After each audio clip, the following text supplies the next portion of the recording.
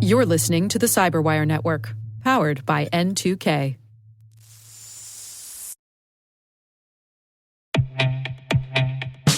Around every entry point and every clever attacker, Vectra sees the attacks others can't. How? Vectra has AI on it. Vectra's AI attack signal intelligence tells security teams where to focus, what matters. It wades through thousands of individual threat events so you don't have to. Attackers infiltrating your network? Vectra has AI on it. Attackers compromising your identities? Vectra has AI on it. Vectra AI, the integrated signal powering your XDR. Visit vectra.ai/showme to learn more. That's vectra.ai/showme to learn more.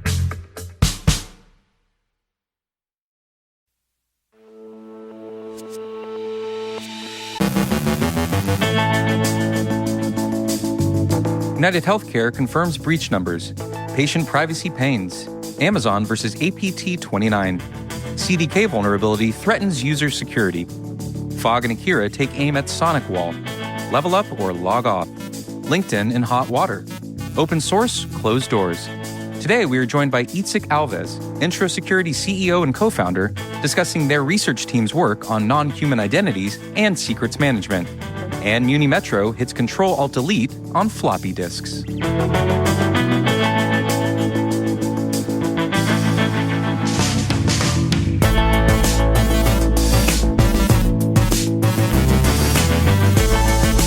Today is Friday, October 25th, 2024. I'm Trey Hester, filling in for Dave Bittner, and this is your CyberWire Intel Briefing.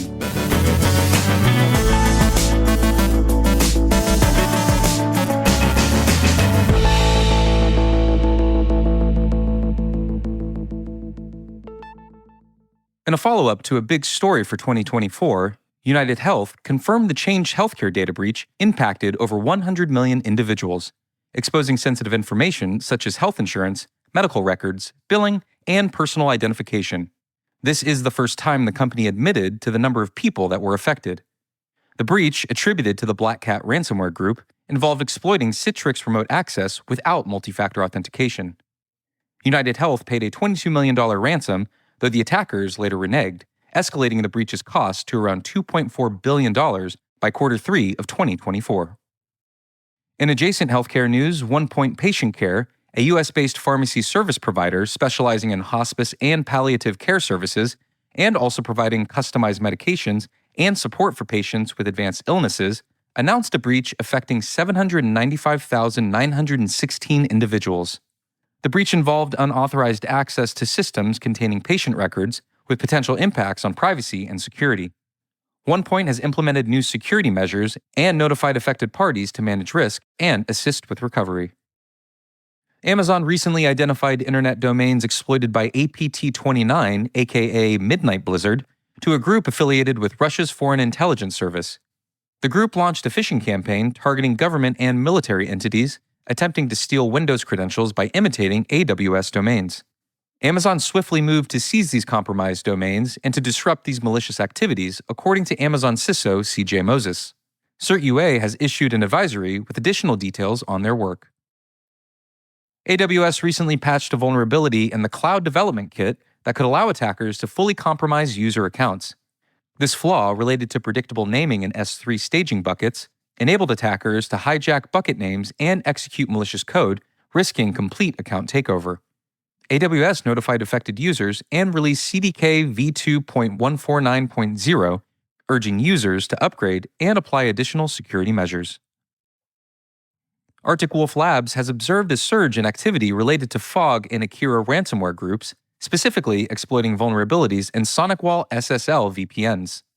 Attackers are leveraging these weaknesses to gain unauthorized network access, underscoring the needs for companies using SonicWall VPNs to patch systems promptly and implement rigorous monitoring protocols.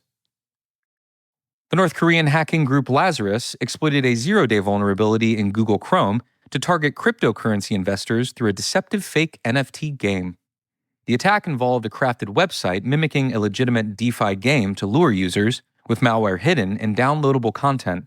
Once the game was installed, the attackers could gain full access to the victim's systems to extract sensitive information and potentially launch further attacks. Ireland's Data Protection Commission fined LinkedIn $335 million for violating GDPR by using data for targeted advertising without consent. The investigation revealed that LinkedIn processed personal data without transparent consent, breaching EU regulations. This penalty highlights the risks tech companies face for non-compliance with GDPR, especially in handling user data for ad tracking. Linux creator Linus Torvalds recently supported the removal of several Russian maintainers from the Linux kernel project, a decision likely tied to compliance with new U.S. sanctions against Russia's tech sector. The delisted maintainers were associated with sanctioned companies. The move has stirred debate with the Linux community, raising concerns about inclusivity in open source development and the influence of geopolitical pressures on open source contributions. CISA has added vulnerabilities in Cisco ASA, FTD, and Roundcube webmail to its known exploited vulnerabilities catalog. These flaws are actively exploited, posing serious risks to affected systems. Cisco's issues involve access controls, while Roundcube's bug affects webmail security. CISA recommends immediate patching to mitigate potential impacts and to protect infrastructure. A study of 250 energy companies worldwide indicated that renewable energy firms deal with a large cyber attack surface area.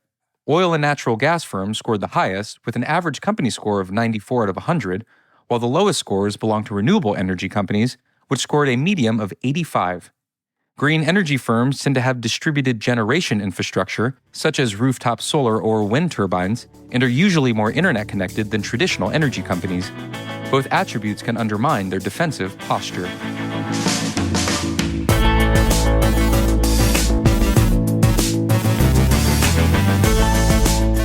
Coming up after the break, Dave Bittner speaks with Entra Security CEO and co-founder Itzik Alves, discussing their research team's work on non-human identities and secrets management. Stay with us.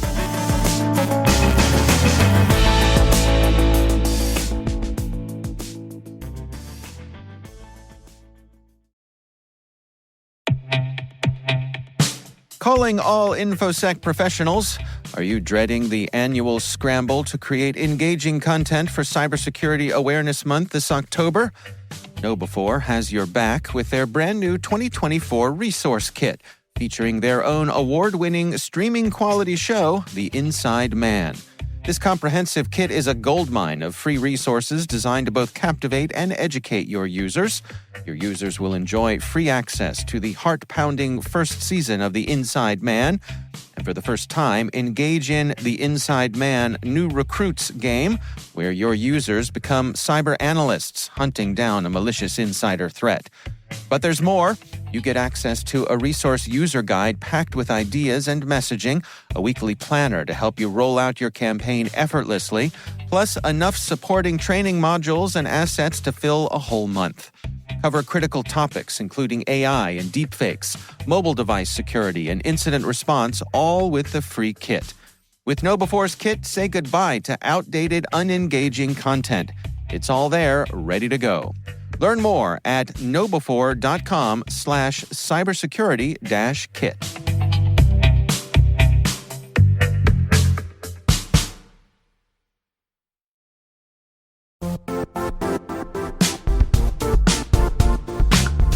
When it comes to ensuring your company has top-notch security practices, things can get complicated fast.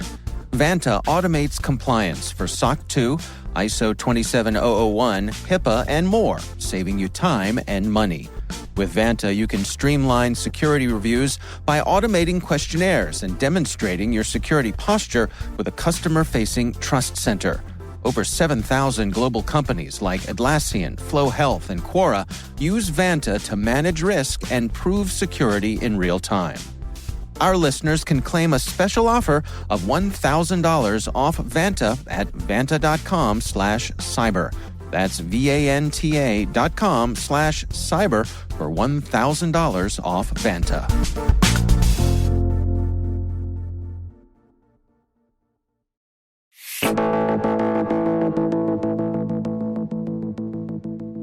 Itzik Alves is Entra Security CEO and co-founder, and he sits down with Dave Bittner to discuss their research team's work on non-human identities and secrets management.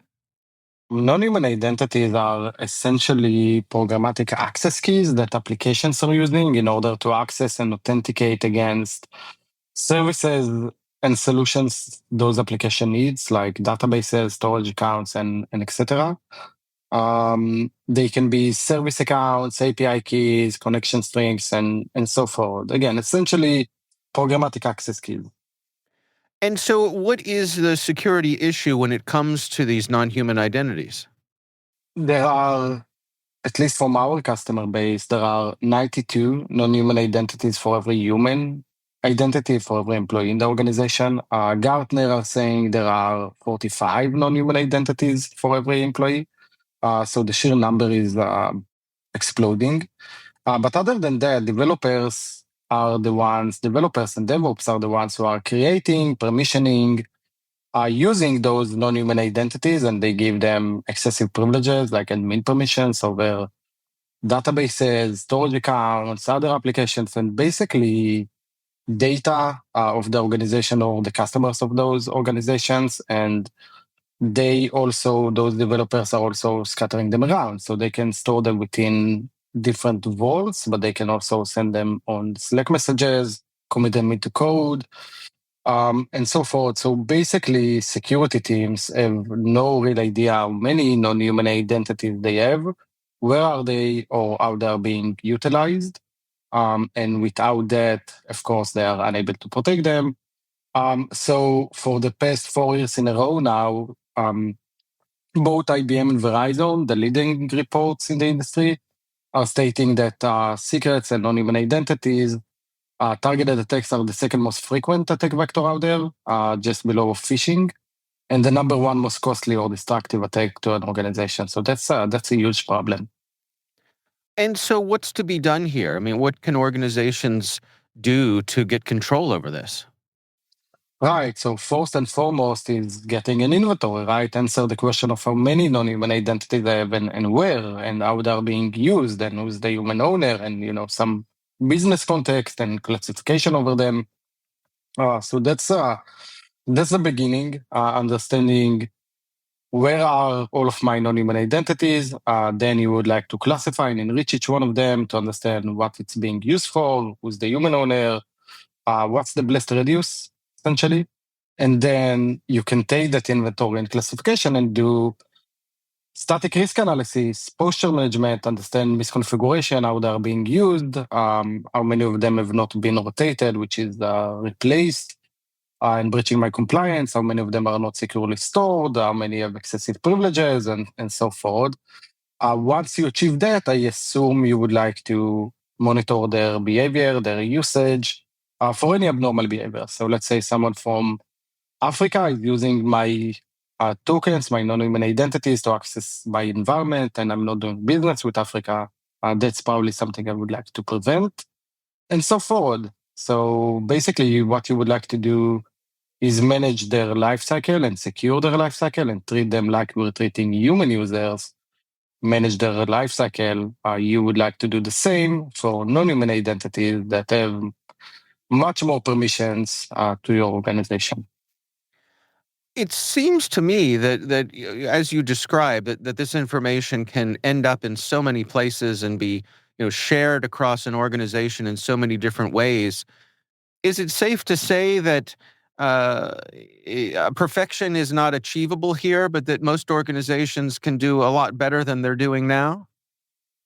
Perfection is always tough to achieve, but definitely it can be achieved, and we have some customers that achieve that. You do need the right tooling in place, and you need to understand how to secure them and what to secure, because again, those are floating credentials that applications are using to access data and other resources of your production environment. So yes, perfection is achievable. It's not easy, and you do need the right tooling in place. What are your recommendations then for people to get started here if this is something they feel like they want to spend more resources on and better attention to? How should they begin? All right, so we have a lot of data around it in our website. That's N2K.security. We just did an amazing report. We are the first in the industry to start, securing those non-human identities. We're the first platform out there. So we have quite unique perspective and customer base. So we conducted a research, and there are so many tips and tricks and what should you do and how do you position your company within that space and your posture within that space. I'll give you, maybe one example. We're seeing again at our customer base that 40% out of all those non-human identities are actually idle, stale, not in use anymore. No one needs them, but no one is deleting them, right? Or removing them or decommissioning them. That means that you can go ahead and if you can figure out how many or what are those non-human identities that are not in use in your environment, you will probably be able to reduce your attack surface, about 40% of your attack surface within minutes. So that is super easy to do. We're seeing that about 97% of all non-human identities have excessive privileges, like admin permissions they don't need. So right-sizing those permissions will decrease your attack surface by 97%, right?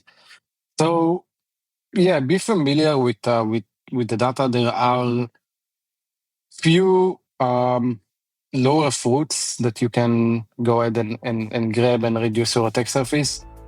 Yeah, just look us up, N2K.security, go to our resources page. There are a lot of data over here and knowledge that you can read and better understand the space and how to protect yourself. That's Yitzhak Galvez speaking with our own Dave Bittner.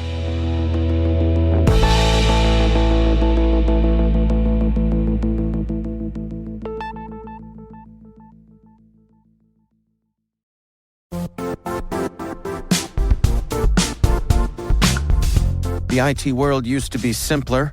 You only had to secure and manage environments that you controlled.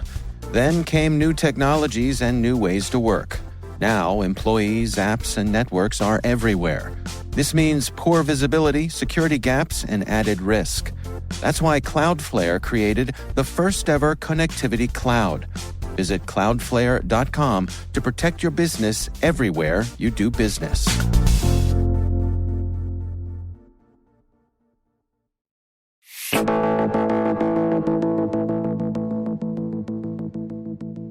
And finally, who would have thought that a 1998 floppy disk could bring an entire city to a standstill? Well, in San Francisco's Muni Metro, those 5.25-inch relics are still controlling the automatic train control system, and after 26 years of service, they've reached the end of the line.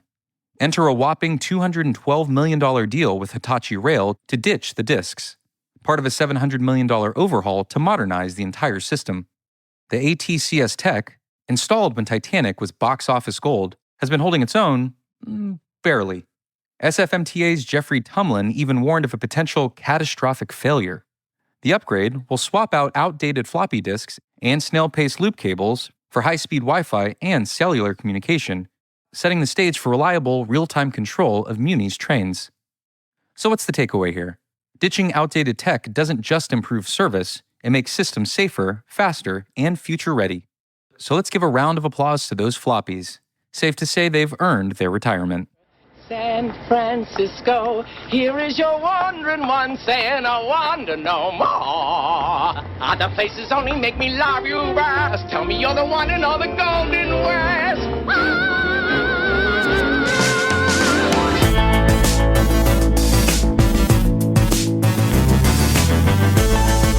And that's the CyberWire. For links to all of today's stories, check out our daily briefing at thecyberwire.com. Be sure to check out this weekend's Research Saturday, where Dave Bittner is joined by Mick Baccio, a global security advisor for Splunk Surge, as he shares his research on LLM security, Splunk and OWASP's top 10 for LLM-based applications. That's Research Saturday. Check it out. We also have a special edition podcast this weekend featuring Brandon Karp's interview with BMNT's Pete Newell. Their full conversation touches on the challenges associated with technology adoption and changes in the DoD. This special edition podcast can be found in your daily podcast feed this Sunday. We'd love to know what you think of this podcast. Your feedback ensures that we deliver the insights that keep you a step ahead in the rapidly changing world of cybersecurity. If you like the show, please share a rating and review in your favorite podcast app. Please also fill out a survey in the show notes or send an email to cyberwire@n2k.com. This episode was produced by Liz Stokes. Our mixer is me, with original music and sound design by Elliot Peltzman. Our executive producer is Jennifer Iben. Our executive editor is Brandon Karpf. Simone Petrella is our president. Peter Kilpie is our publisher. And I'm Trey Hester, filling in for Dave Bittner. Thanks for listening, and Dave will be back on the mic Monday.